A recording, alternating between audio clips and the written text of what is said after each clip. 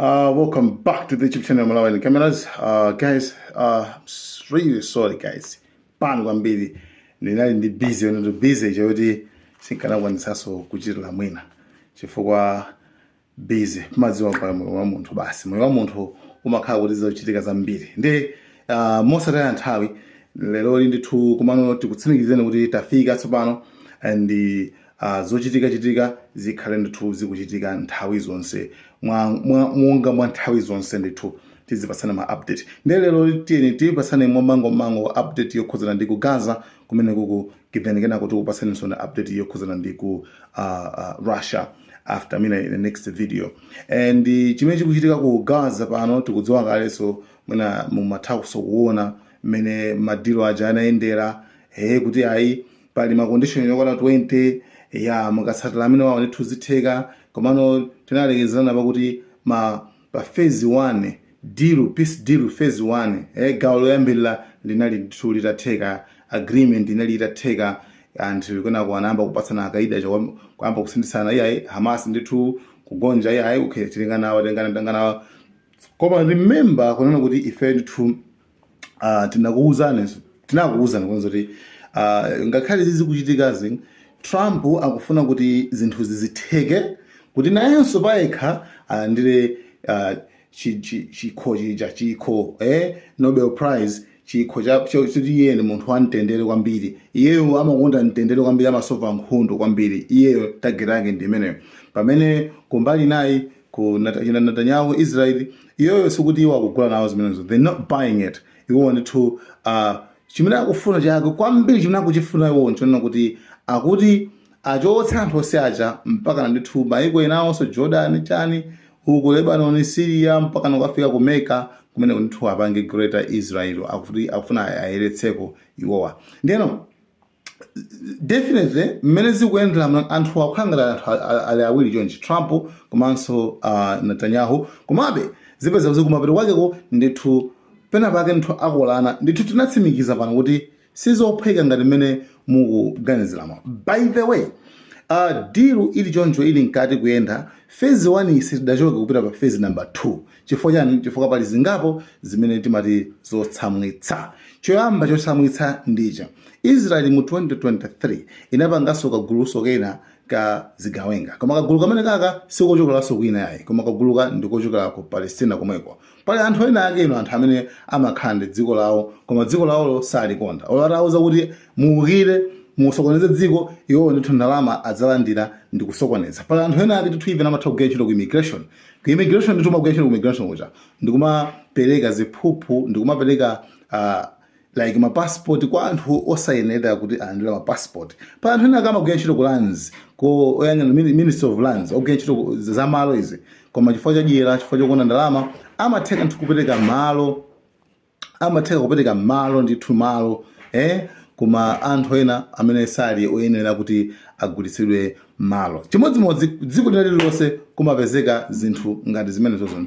Therefore ku Palestina kuliso magulu enaso ndi ndalama afuna chani. Magulu amene awa ndi magulu amene amalandira ndalama kuchokera ku Israel. Ndi magulu amene awa amayesesa ndithu nawo ayambaso pano akumalimbana sopano ndi gulu la Hamas kufuna kusokoneza mgwirizano umene uli apawo. By the way, Hamas ndithu anthu angapo inatikira ndi kuwapha, komanso iwowa gulu limene lili nalonso ndithu laphaso anthu angapo Hamas, komanso evenso aphaso ndithu mtolankhani mwenaso otchuka kwambiri amupha dzulo amene ndi amatchuka kwambiri anayika document yonse yokhuza ndi kuti kumachitika chani kumene kuku. Komanso chodabwitsa chino kuti a Facebook apanga delete document yonse zimene anazipanga zonse zimene like nkhondo jamapanga document kuti zuchitika chonchi iyeyo wangophedwa basitu a Facebook nawonso adelete chani yonse kufufuta history yonse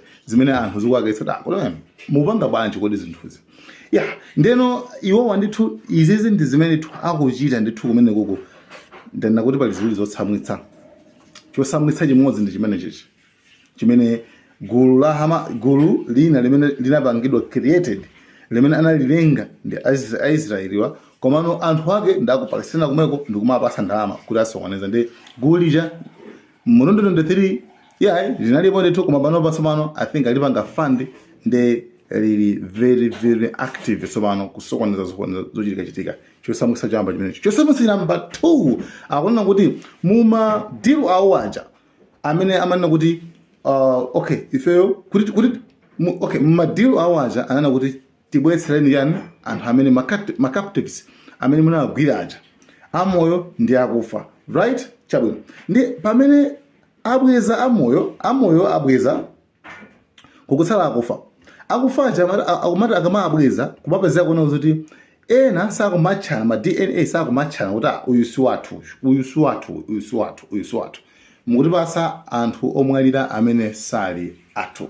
Komano funso ndikumati why inu mwina ndi ine ndi ena maybe they can understand it kuti okay chifukwa chino kuti the reason inu ndi ine ndi Trump tikumvesa bwino foti one Israel inaphulitsa mose mmene iwo amakhala ndi mitembo ija ili pansi pa marabos ili pansi kuti ayifukule bwino ayipereke ndizovuta. Remember kuti anthu wasukuti kuti kuphako inaphande Hamas yayi komano kuphako anaphedwa ndi maisraeliso chifukwa amaponya mabomba mjamu ndi ali pansi kwenikweni kuti atuluke ndizovuta kuti apase matupi atenge matupi aja ndani kuti tupirawo kuti ndani amene amasamala kwambiri za akufa pa nthawi ya nkhondo anthu ambiri sekuti amasamala kwambiri unless ngati muna ali wachibale ali wina wake odziwika bwinobwino koma anthu amba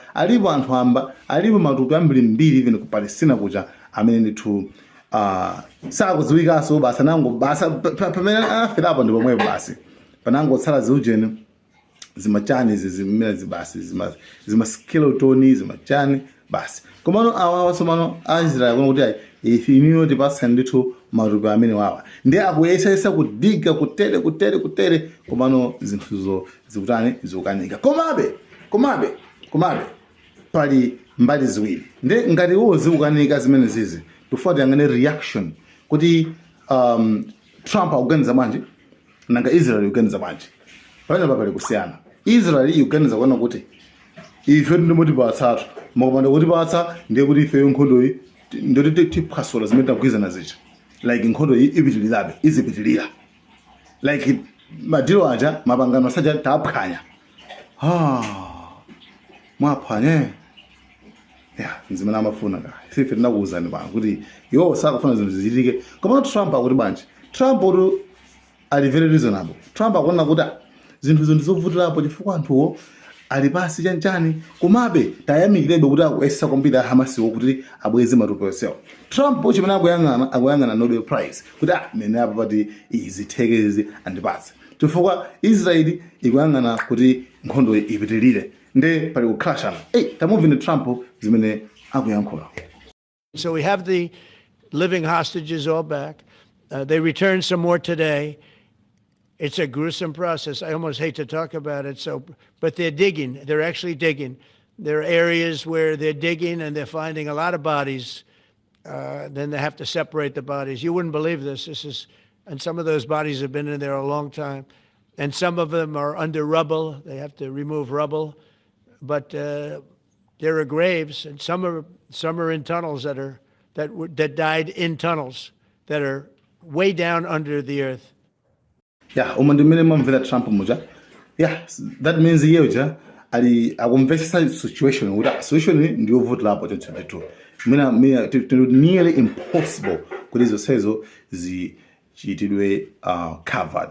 Nde umandimene zinthu zilili nde zimenezo ndithu zimene zikuchitika ku Gaza. Nde kina kuti khale tikupasana naso kuti zibanje kumano next update 10-22 ku Russia pajatanana kuti tafika ndi tipange cover machangu pepani chifukwa cha madelays zochitika ndi zambiri. Guys, thank you so much. Malawian Cameras.